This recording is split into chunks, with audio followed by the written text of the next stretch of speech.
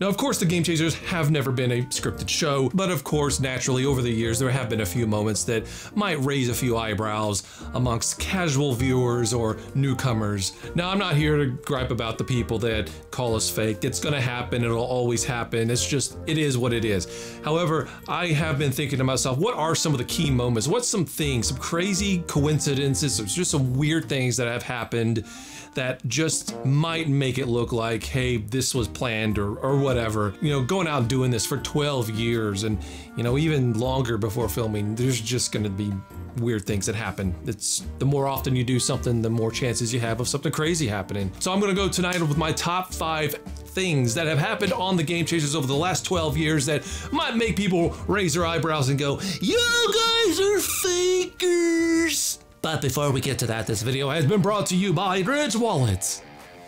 If you've ever considered getting a Ridge Wallet, now is the best time, because Ridge Wallet and Hennessy are teaming up for Ridge Wallet's 3rd annual Summer Sweepstakes, where you can win a brand new Hennessy Ford Bronco or $75,000 cash. So Ridge Wallet actually sent me a brand new wallet here for this video, but I already have one, because I've had a Ridge Wallet for the last 2 years. It is the only wallet that I actually have. And for me, it's so much better because it's not a big, giant, thick brick that I have to carry in my pocket. It's so much more comfortable. It holds up to 12 cards, credit cards, driver's license, whatever, and it actually has a strap for cash on the back. As you can see, mine is cashless because I spend too much money at the flea market.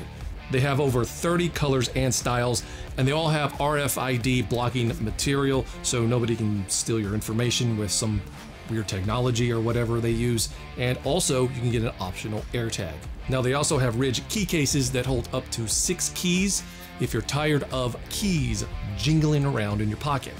And if you decide to get both of these together, you can get up to 30% off. Ridge Wallet is so confident they will allow you to try it for 99 days, and if you don't like it, you can send it back. And it also has a lifetime warranty. So if you get the wallet, man, you are all set. But if you really want to be the envy of the neighborhood, you need that Hennessy Ford Bronco. And here's what you do to win. You just enter for free in the website. So find some awesome gear that you love and get additional entries for every dollar that you spend. And if you use our link down below, you get 10 free entries on top of that.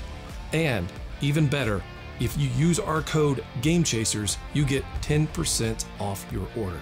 So what are you waiting for? Go get yourself a Ridge Wallet and win that Bronco. Now let's roll video!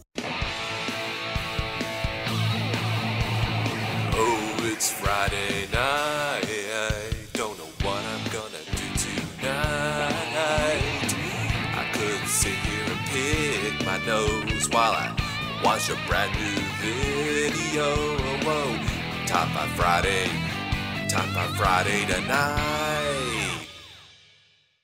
Yeah, you fake, you find, you fake, you fake, you fake. All right, number 5 on the list, we're gonna go with a 2-parter here. We're gonna get the obvious ones out of the way, the big 2 major game finds. Yes, I'm grouping them a 2 for 1, the Little Samson and the Flintstones find.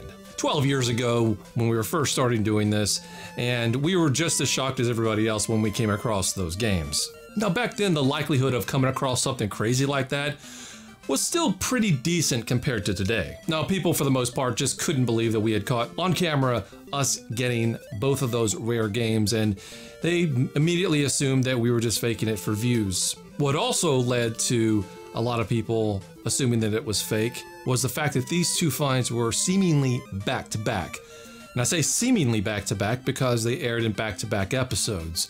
A lot of people thought that we were just trying to plant something to basically build up our audience and build up some hype for the show and all that, when in reality, those 2 games were actually found 2 months apart.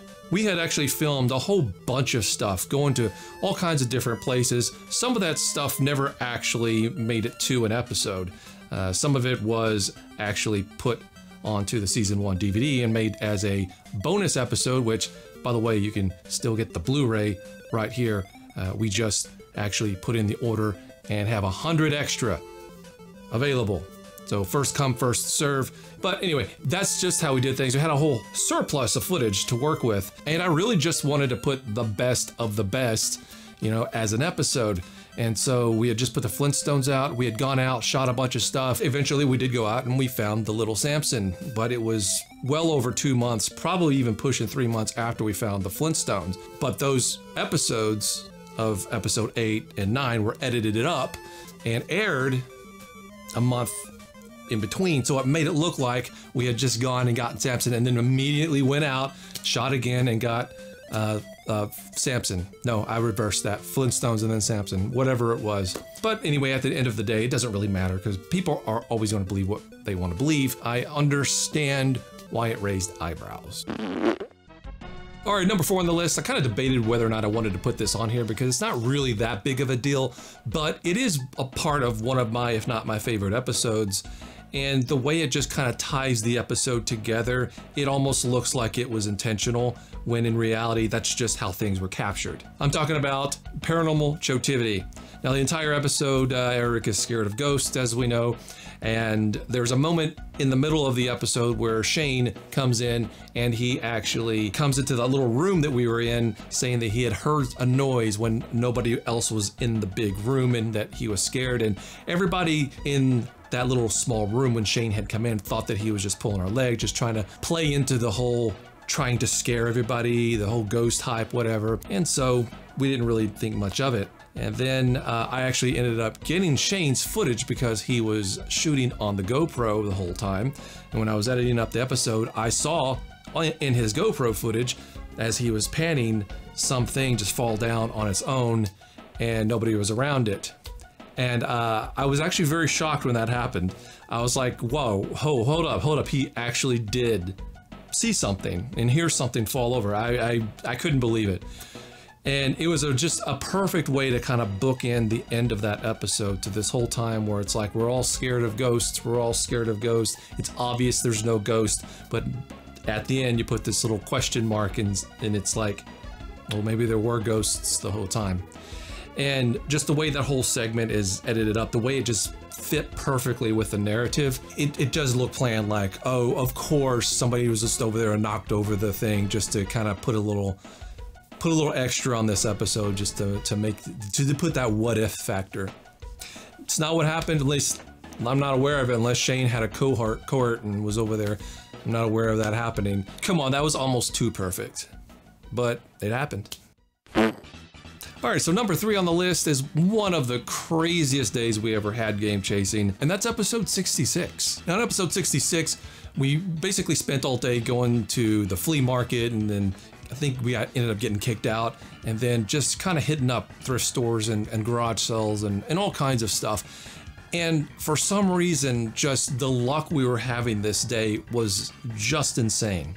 Without a doubt, one of the best days we've ever had going out and filming. We went to one thrift store. Some guy had just happened to overhear us saying that we buy old games, just randomly overheard us, said that he had stuff to sell, and then ends up taking us to his house where he sells us a bunch of awesome stuff for absolutely dirt cheap. Now, that would have been an episode in and of itself most days. That would have been like the highlight. But we weren't done yet. We actually hit up a garage sale. They don't have any video games out, but asked them if they have video games, and it's like they knew we were coming when obviously they didn't. They had tubs of games because they were in the process, I guess, packing and moving. And again, they were selling this stuff for dirt cheap. It's pretty crazy to look back and see all this stuff in these tubs. Just nothing could go wrong. Everything went right. You know, having days like this, you know, you could probably count them on one hand. It doesn't happen very often, but if you go out enough times, it actually does happen. One of the more underrated episodes, in my opinion. Here's our story. A man named Brady. All right, number 2 on the list. You knew this one was going to be up here, but I bet you most of you guys thought it would be on number 1. That is the video store. How do you fake that, right? I've been over this, and I'm not going to get into that tangent again. You faked it. Now, no, of course, people are wanting an update, and unfortunately, despite me trying to get a hold of the owner, or what I think may be the owner, I've yet to. Nobody answers the phone in the Arizona desert, I suppose. But everything still remains in a box, uncleaned, but stored away so we're not breathing it, obviously. But look, gonna keep trying, and eventually I'll have an update on all that, so stay tuned. So number one, I'm going to have to go with the Super Nintendo sign found at Game Room Trading Post. Now this little bit of serendipity is exactly what some writer would write out if they were doing a narrative of some sort of game chasing show. Most people, I'm sure, have seen this episode, but as a refresher, you know, on our way back from Washington, D.C., we stop at a town in Malvern, Arkansas, and go to a store named Game Room Trading Post. We had never been at this store ever. It's 5 hours away from where we live. And up in the attic area, I find a Super Nintendo display sign, the kind of sign that you would see in a video rental store. One side of it was even sun-faded because it was obviously hanging up in a rental store. I think it's really cool. I want to buy it. And then the owner proceeds to tell me where he got it from, not knowing at all that the store that he had got that from, Jar Nintendo, in our area of DFW, was the exact video game rental store that I used to rent games. Me and my cousin Chris used to rent video games when we were kids. So 5 hours away, I run across an item that I obviously saw many times in a store in my own hometown.